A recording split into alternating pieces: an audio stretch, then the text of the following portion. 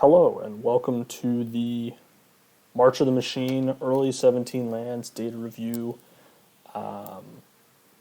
where I basically just look at 17 lands, look at the stats, talk about them, talk about what they mean, talk about colors, talk about whatever. This is, if you haven't used 17 lands before, it's a site that accrues Magic Arena draft statistics.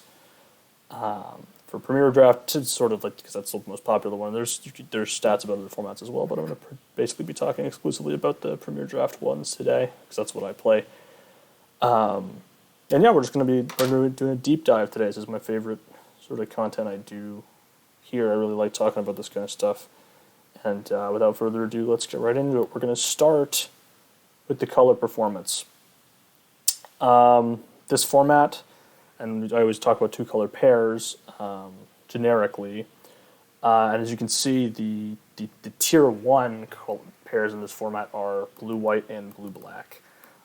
They are pretty clearly tier 1 at 58% win rate here.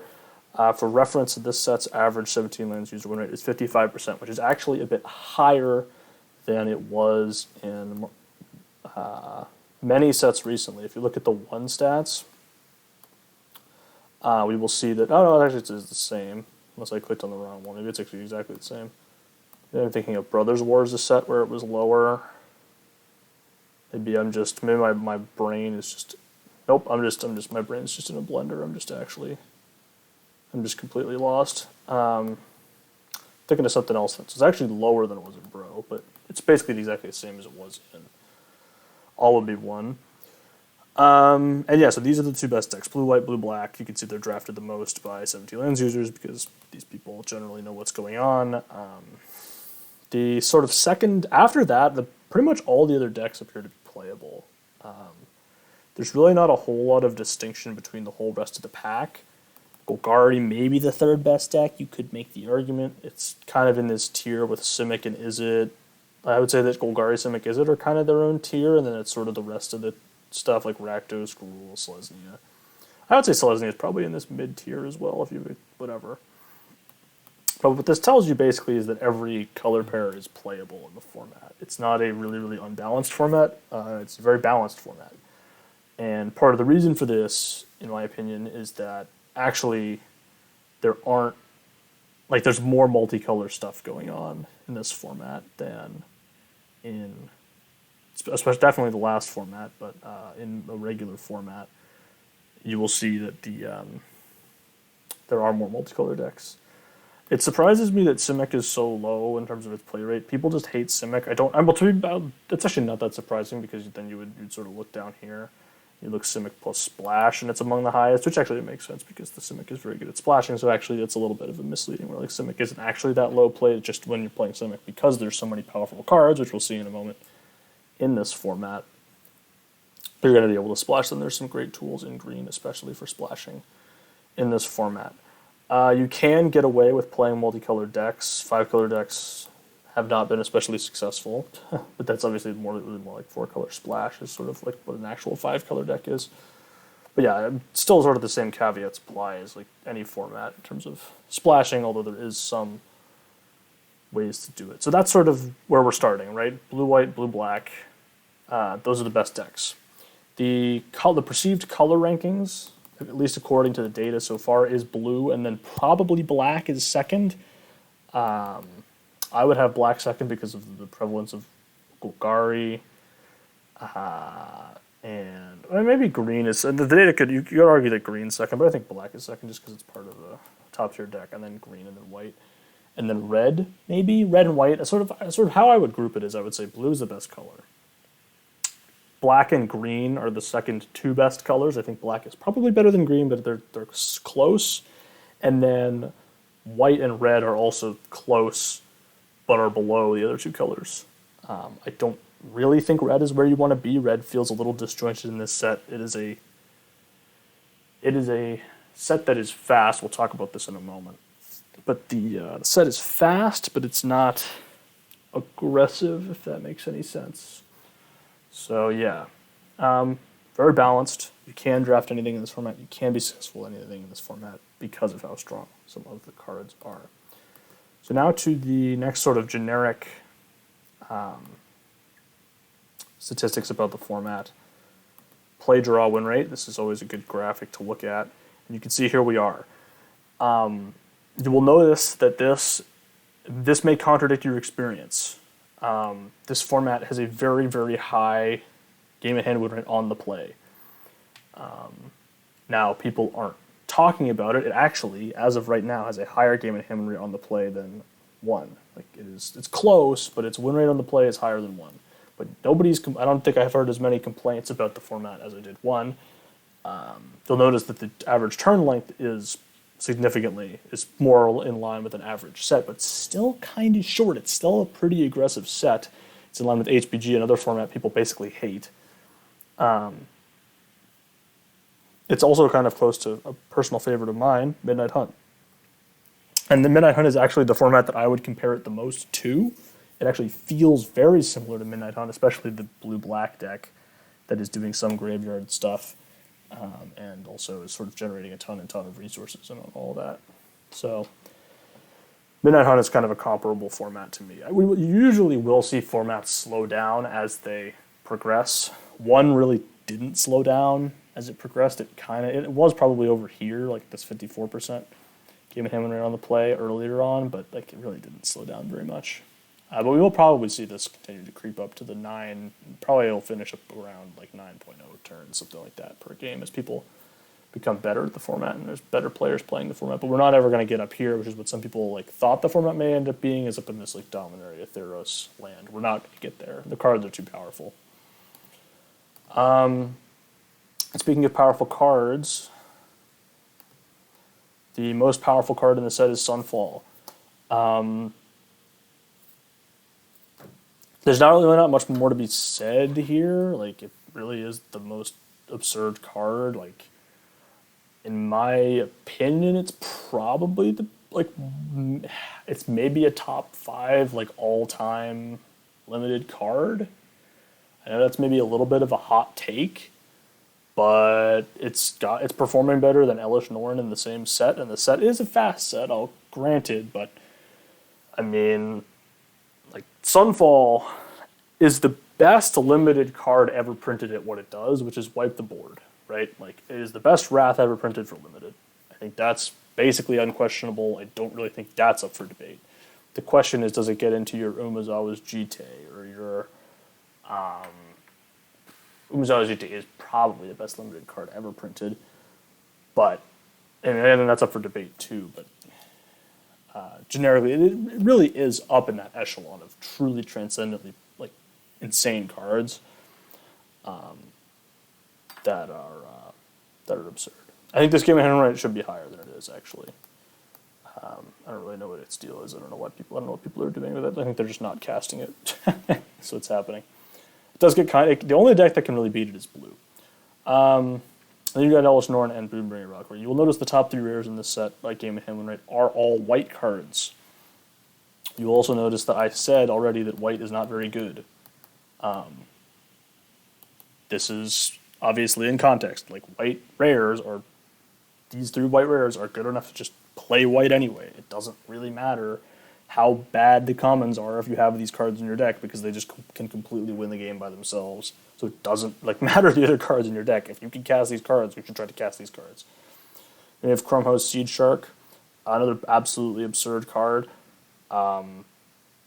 Yeah, I mean, this card, when it comes down on turn 3, is generally completely unbeatable if you can't remove it. It has 4 toughness for some reason. I don't really know why it has 4 toughness. It really should just have 3 toughness, but it has 4 toughness because constructed, I guess. I don't know. I assume this is a card that's going to be insane and constructed.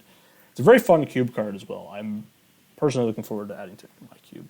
Very, very fun card to play with in cube, but that's why it's so good in limited. And here's Shouldered at number 5. They haven't printed a Shouldered in a while that is not a top 5 card in its limited format, but here we go. So yeah, we're going to get down some more of these cards. I just had a deck with Glissa and Breach the Multiverse in it. That deck 7-0'd. It was insane. It was great. You know what? We're just going to go look at it right now because I want to, because I'm a little bit of a, hold on. Here's the deck. It's absurd. Take a look. Screenshots, whatever. Here's Glissa. Here's Breach the Multiverse. It's great. It's fantastic. have fun looking at it. It's a brag, but you're basically like that's sort of like the thing about this format is you're gonna have decks like that. Like a lot of your decks are gonna have these absurd 60% win rate cards. In a normal set, we see under 20 cards with a 60% win rate. 60% is generally the threshold I consider to be a tier 1 card. If a card is winning at 60%, it is a tier 1 card, in my opinion. That's based on my rankings of cards. Now, obviously, that's somewhat impacted by like which colors are good, right? If you're as far as dispersal, right? Let's see, as far as dispersal's win rate is 60.9%. Would a forest dispersal, like if it were not in blue, be 60.9%? No, it would not. But because it's in blue, it's a little bit higher than and whatever. My sort of response to the argument that these game and hand win rates are influenced by the color they're in is that that's how it's always going to be in the format, and so you should pick those cards correspondingly because you want to be in those colors, right? So like even if like the card isn't like insane, it is insane in this format because of all the tokens. But yeah, so that is one thing to keep in mind. But anyways, there's generally around 20 cards with 60% win rate. In this set, there are 8, 9, 10, 11, 12, 13, 14, 18, 19, 20, 21, 22, 23, 24, and 5, 40. There are 40 cards that are tier 1 cards. So you're pretty much going to have one in your deck every single time you draft. Like you're going to have a tier 1 card in your deck. Almost always going to have a tier 1 card in your deck, especially when a couple of them are commons. They're all blue commons, Preening Champion the best common, which we're going to talk about right now. It's a nice segue into talking about the commons. So Preening Champion is the best common. It's blue. As far as Dispersal is the second best common, it is also blue. Preening Champion is winning 62.3%, which is significantly higher than every other common. It's 2% higher than every other common. It's more than 62% of the time, which is basically the same win rate as Wingmantle Chaplain in Dominaria United, which may or may not be the best uncommon ever printed in its set. I don't know. It was up there when people didn't know about it. Anyways. Yes, you will notice Deadly Derision and then Final Flourish, two very solid black removal spells, make up part of the top 5. So all of the top 5 commons are blue or black. A significant number of blue commons are in the top 10, including Assimilated Essence and Temporal Cleansing. It's really just blue and black cards in the top 10 here. So this is sort of the implication where I'm saying like at common it's blue, and then it's black, and then it's probably green. It's probably green. Now green's commons are interesting because green actually doesn't have any superb commons really, but green is great because it has good fixing in it, which allows you to play all your good cards, especially all your rares, which we've been talking about.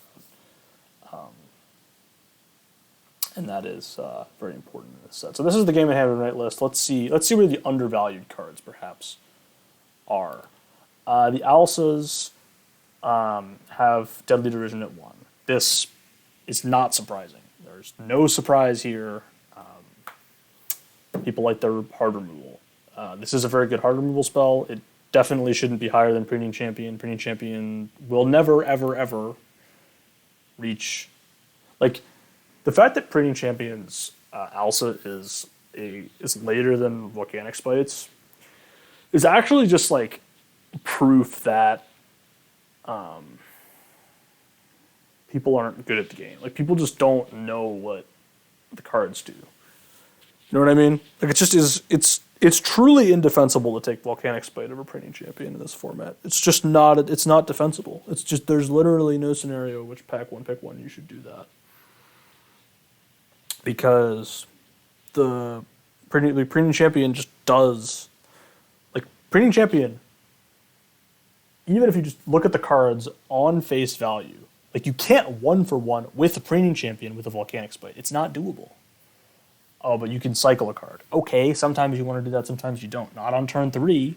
Like, it's... I don't know. I'll never understand people and their love for removal. Realmbreaker's Grasp is the third highest Alsa, or third lowest Alsa. This is because it was really good in All Will Be One and is really bad in this set. So don't play it. It's back to being bad. It had one set where it was really good, and it's now bad again. So never play it again, basically, is what I'm saying. Other sort of discrepancies, as far as dispersal all the way, is obviously going to be like way down here because people don't respect it for whatever reason. Yeah, here it is. It's like pick 15 or something. It's absurd. Like, it's just ridiculous. Don't. Like, people are taking Gloomfang morals over as far as dispersals, which is just obviously not like taken. Like, this is Alsa. This is like when you're going to see the card. This average taken out is where the 17Lands users are taking the card, which is going to be a little bit different. And you can see here it is a discrepancy. Like, it's going to be on the average taken out list. It's going to be number 10 or so, 15, I don't know, something like that. But you can see it does move up quite substantially because people do know that it's good, but still probably don't rate it highly enough. Let's look at the colors specifically, starting with white. As I said, white is the worst color, and that's seen by its first common having a 56.7% win rate and its Angelic Intervention. Its second best common is also a combat trick. It's sort of air quotes. The Angelic Intervention is not really a combat trick. It does a lot more, which is why it's so good. But yeah, Aerial Boost, also solid, but is by no means exceptional.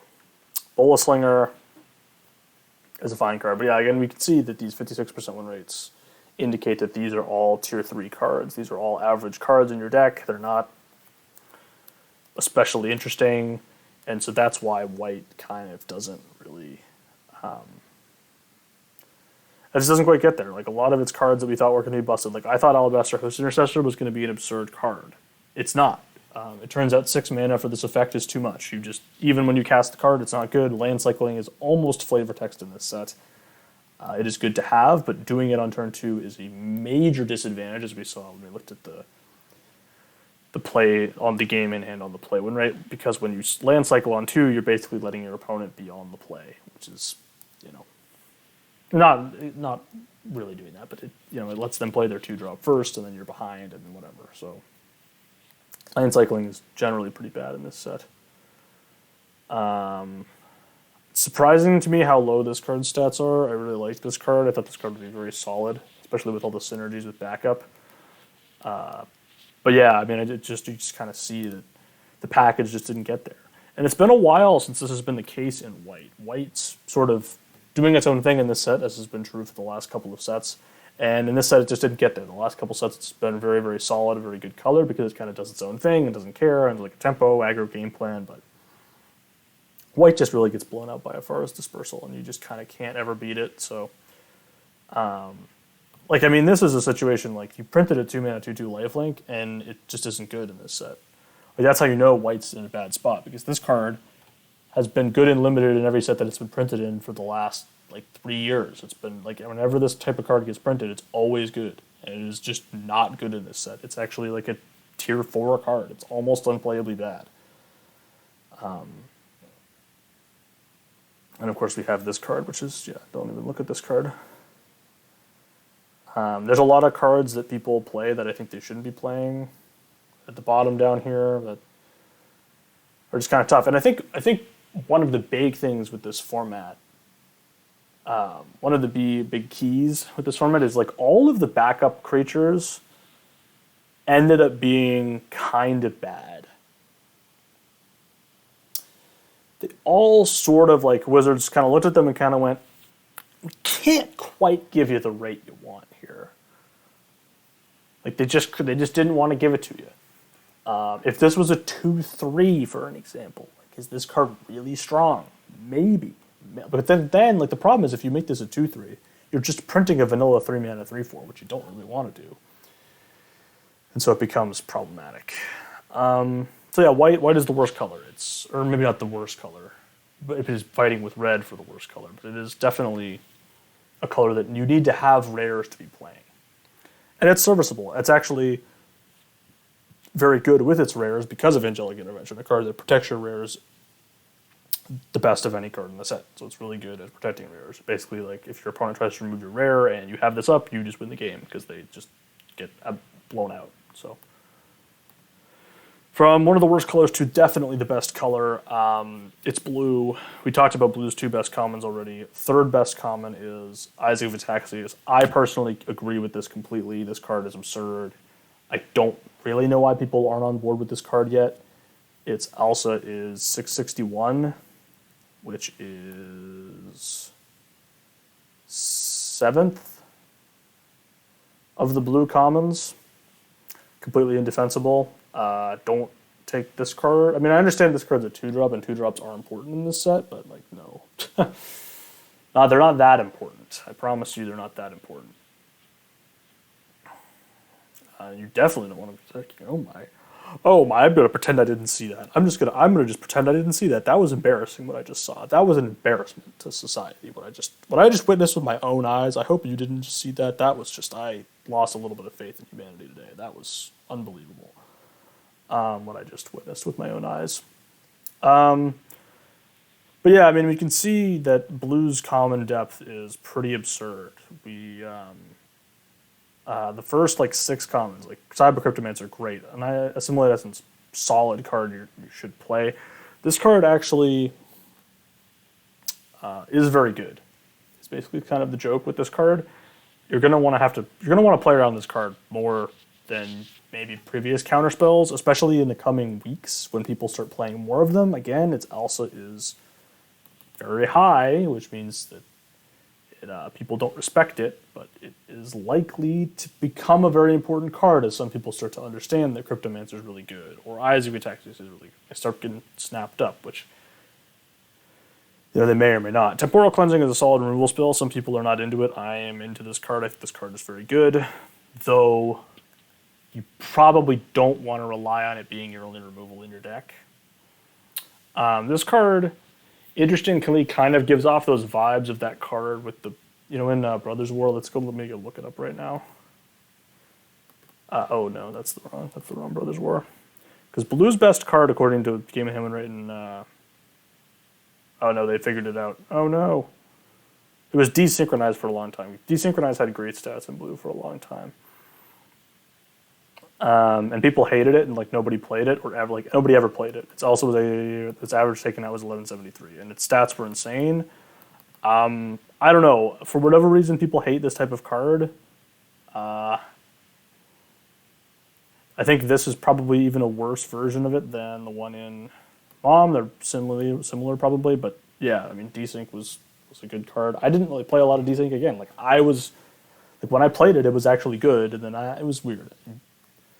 You probably don't want to load up on them, is kind of my viewpoint on that. Meeting of Minds is a very enjoyable card to cast, though it probably is a little overrated at the moment.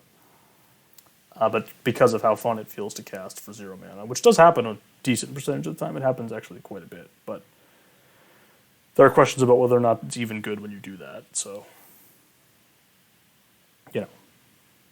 had some moments. Protocol Knight, obviously basically a blue-white card, but in blue-white is clearly solid. Tidal Terror is the best of the land cyclers, in my opinion, mostly because it's the blue one, but it also represents, there are a lot of board stalls in this format. Like, board stalls happen a lot, which is part of the reason, again, my Preening Champion and some of Blue's other cards are so good, is that they help break board stalls. But yeah, Tidal Terror also helps to break board stalls and can Island Cycle, which I think is very important for the cyclers to do. Pretty much all the blues commons are playable. This card is not really playable. Actually, I lied when I said that these cards are not playable. I was wrong about Negate in this format. I gave Wizards the benefit of the doubt, saying, hey, Negate's been playable the last couple times they printed it. It is not playable in this format, so don't play it. There's too many powerful creatures in the format. All the rares are creatures, so it's just not very good. Now, Order of the Mirror is the card that sees the most play of the bad blue cards because it's a 2-drop in blue, and that does matter. I don't know.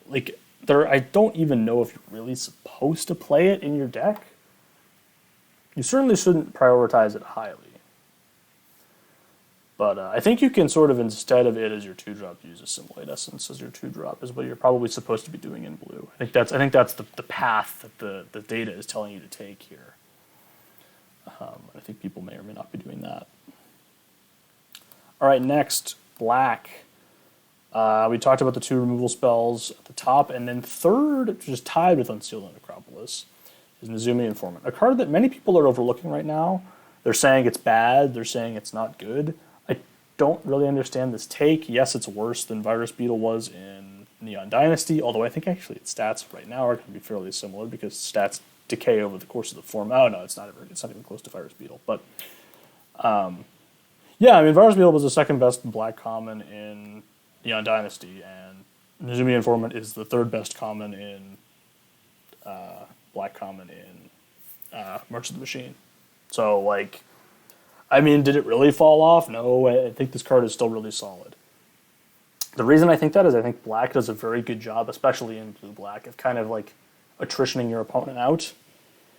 There's a lot of ways to make your opponent discard cards, and they actually tend to get better in multiples, of course, until you make your opponent discard their whole hand, and then they're terrible. But, yeah, I mean, this obviously in the late game, this card's really bad. But on turn 2, it's a very solid card. You want to be doing stuff on turn 2. It does chump block a battle like that. Honestly, like, using this as a thing that's like, hey, I'm probably never attacking with this, but at some point my opponent's going to try to attack my battle, and this is just going to a battle that they put on me, and this can just jump it for a turn, and then I get to figure out how to defend it. Like, just having that extra time is so important in this format, and I think this card allows you to do that. I think that's a piece that people are maybe missing with it.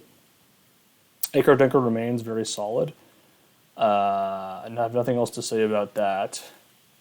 Gloomfang Mauler, probably the second best of the land cyclers in terms of its late game board impact. Trying to think if like any of them, yeah, I think this is probably the second best, just because again backup 2 is solid, and Menace is pretty decent. Traps, Ichor Shade. If you guys are still getting like baited into thinking this effect is good, I don't really have a lot of hope for you at this point. I'm sorry to tell you, it's just not good. It's never going to be good. It has not been good ever. It is just it is not. It's just not good. Like, we've seen this card. We've seen it in every other format. We see this card get printed, and it is never good, and it is not good in this format either. Similarly, this card, we just saw it in 1. If you thought this card was going to be good, you didn't play 1, because this card wasn't good in 1. It's not going to be good here. Like, it just is 3-mana 2/4 menace too often. It just isn't getting there. Now, my miss in black is this guy. I thought this guy was going to be pretty solid, because draining your opponent for 2 and like removing 3 battle counters from it. The key here, I think, is that like you kind of don't really care. Like, the second text like almost doesn't really matter that much, and the drain is too little, too late at this stage of the game. Like, 2 is just not like, it's not killing your opponent ever. It's just never happening. So a 4-mana 3/5 is also not really all that relevant. It kind of doesn't attack well at all. It only really blocks. Yeah, that's kind of it with black. Like, the cards are mostly like this card. Like, black is kind of doing its control nonsense stuff, like attrition-y, whatever. Any card that is kind of trying to attrition your opponent out, those are going to be the good black cards. Red, there is 3 good red cards. They are Volcanic Spite, Rouse Reinforcements, and Marauding Dreadship. The remainder of the red cards are kind of medium. But Marauding Dreadship is extremely underrated right now. This card wheels all the time, should never wheel. This card should never wheel. I don't know about never wheel, actually. I lied about that. There are some pretty busted packs in this format, but like, this is Red's third best common. Right? Like, the stats will tell you it's Red's third best common. I completely agree with the stats on this. It's a very solid card. It makes 2 things. It is a non-creature spell for your cards that care about that, of which there are some. Rouse Reinforcements is great for Convoke. It's a good 2. It's a really good 2-drop. Makes 2 guys on turn 2. So it just really does everything you want in red. You do want to sort of be convoking with red. This thing, like we're getting, like, after that, it really falls off bad. Like, Hangar Scrounger at 54, which is lower than the average 17 user win rate, is Red's 4th best common. I mean, you have that lack of depth at common, it becomes really difficult to draft this color, right? Like, it's like, oh man, I pick one to Volcanic Spite, and now I literally am never going to get, and like, if you did that, like, congrats, you're never getting past 1, because people take them like they're like bombs. They're not. They're not bombs. They're obviously great cards, but I haven't felt like sometimes this type of effect in a format feels like it's just an absolute beating, like just an absolute blowout. This is not. This is why, I mean, honestly, like the fact that this card isn't like the best common in the format. Well, no, because Printing Champion was always going to be the best common in this format. But the fact that this isn't like second is really showing that how much it's getting dragged down by the rest of Red's cards. And this just is a fact, like you have other ways to get value in this format. You don't need this card to give you value. Like you think it's more removal than it is value, and that's kind of the deal with it. I'm sad about this card. I thought it might get there. It just doesn't do anything. No toughness is too bad. Yeah, I really missed on a lot of the red cards personally in terms of me thinking they would be playable. I can't believe this thing has decent stats. Like it's shocking to me. But yeah, just a lot of Red's commons are very mediocre. You will not see me drafting Red really ever. I think I'm probably just like never gonna draft Red in this format, like unless I'm splashing rares. I just like uncommons are fine, but Red I think just because even like Red's rares aren't that good compared to White's rares. So I think that is why Red, in my opinion, would be the weakest color. It does have a better common than White and Volcanic Spite, but just it doesn't quite get there, you know, in terms of its overall power level. Green is the last color to go through the commons. So green's commons, as I mentioned earlier, don't really have a ton of like high-end stuff. Its best common is Arachnoid Adaptation. This is because it is a one-mana combat trick, and combat tricks tend to have really good stats because reasons, I don't know. They do tend to go down as the format progresses because people start to play around them more. But this card is very efficient and good, and it's going to be a top 3 green common. Well, top 3 like stats-wise green common for the entire format. You'll notice after this that all of these have like the same stats. The next like 6 green commons all are like basically the same. Converter Beast, Overgrown Pest, Cosmic Hunger, Seed of Hope, Wary Thespian. Like these are all sort of the tier 2 of green commons, and you can kind of put them in whatever order you want. I think Wary Thespian is probably the second best because it's a 2-drop and whatnot. Oh, there's also Blighted Burgeoning. Seed of Hope's good and right. Seed of Hope in the right deck is very, very good, and you should play it. The number of misses you have to not play it, I think, is like 7. Because I think 7. I would probably want to maybe stay away, but like at that point, you're still really likely to hit. I don't know. You can play this card in your deck, see how it goes. Eventually, you'll mess with it and cry, but like it's kind of a no risk include in most decks. Yeah, Overgrown Pest, solid. Converter Beast again, sort of like all these cards that sort of give you 2-for-1s or make you have a little bit of card advantage are good. Cosmic Hunger is basically the bite spell is this good every single format. It's never better or worse than this. It's very solid, but it's probably taken too highly. We can see the Alsa. It's going to be the highest drafted, and then Pest, and then Portent Tracker. And it's weird that Portent Tracker is drafted so highly to me. Like, it's very strange. I don't really know why. Like, I guess people like Mana Elves or whatever. I don't know. This kind of makes sense. Theoretically, this does not make sense.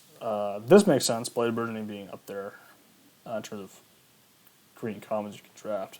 So this kind of brings me to the point about green, is that you can get green's best commons very late. Right now, like green is a little bit of an underdrafted color, or maybe a more poorly drafted color than it should be, because you get these late cards like the Adaptation and the Seed of Hope right now, and they're very solid cards, and you can play them. So people are taking stuff at incorrect positions here.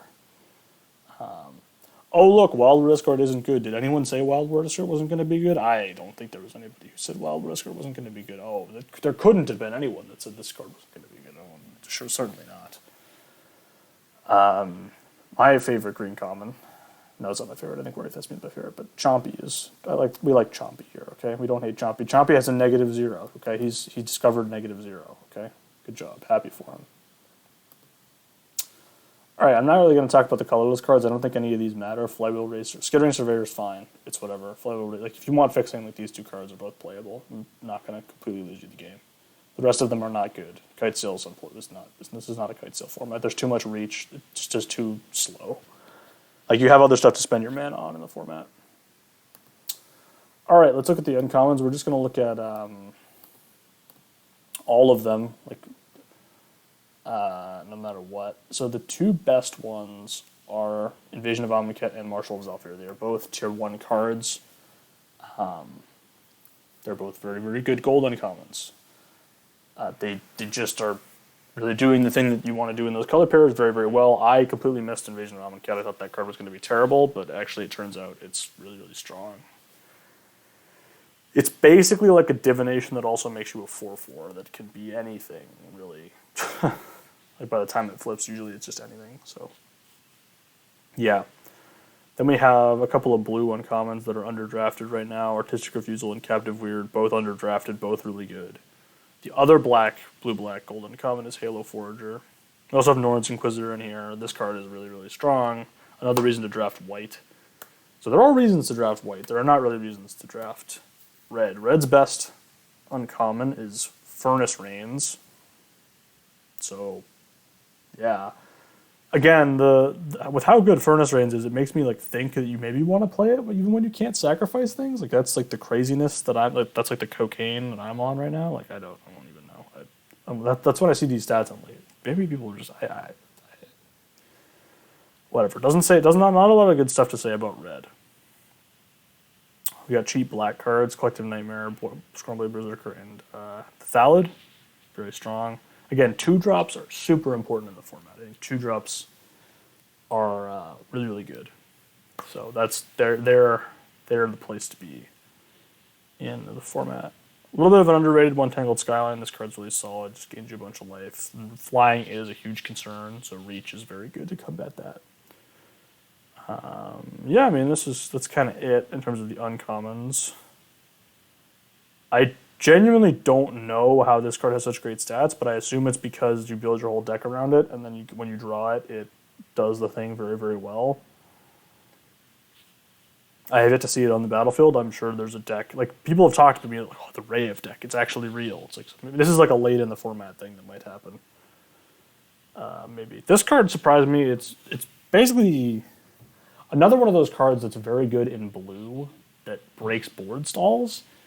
And that's really important. Now, this thing does get blown out a lot, where like your opponent will kill it in combat, and then you just lose all your one ones. They all die. So it does get blown out a lot, but otherwise it's very solid. Any traps? Nothing that I didn't expect really down here. Invasion of Moag haters rise. I was the Invasion of Moag hater. I am arisen. This card is terrible and was always terrible the whole time. Anybody who told you it was going to be good in the set review, you should never listen to anything they say ever again about these type of cards. They are never good. They are not ever good. They're not good cards. Don't play them in your deck. Stop playing these. If anyone ever tells you this type of card is good, like you need, like the cards are like, oh, give +1/+1 counters to your whole team. It's never good. It's never, ever good. It never works. It's just not a good card. It's just not good. Stop playing it. Stop. You will lose to it sometimes, though. Similarly with this card, like you will lose to this card sometimes, but like when you don't lose to it, it's basically just like even worse than having not played a card, but like whatever. Freya still trap. Still a trap. Oh, another one that I get to gloat about. Me being right and everybody else being wrong. I need to like trust my gut more on these card evals, man. Like I hear all these people, they're like, oh, this card's going to be good. This card was never going to be good. Like it was never going to be a good card. Sorcery speed on these effects is it's just such a disaster. If this were instant speed, this card would be insane. Like, genuinely an insane card. Because it's sorcery speed, it's genuinely the worst card I've ever seen in my life. So, that's it. That's all of it. Another one? Alright, stop saying cards are going to be bad and whatever. Now, again, some of it is format dependent and whatnot. Yada, yada, yada. Vision of Lorwyn's stats being so low is kind of surprising. I mean, it's not actually that surprising. It is really hard to flip, and also I've found that the 6-mana removal is kind of... Like, this card is kind of just clunkier than it looks. And yeah, that's it with the uncommons. We talked about the rares already, so we've kind of talked about everything there is to talk about in the format. I have nothing else to say. I got mad. We went on a journey. We learned. There was lots to learn about with the format, with the data. I've gained some new enlightenment today. Yeah, that's the early 17Lands interview for March of the Machine. So hopefully you enjoyed, and I'll see you next time.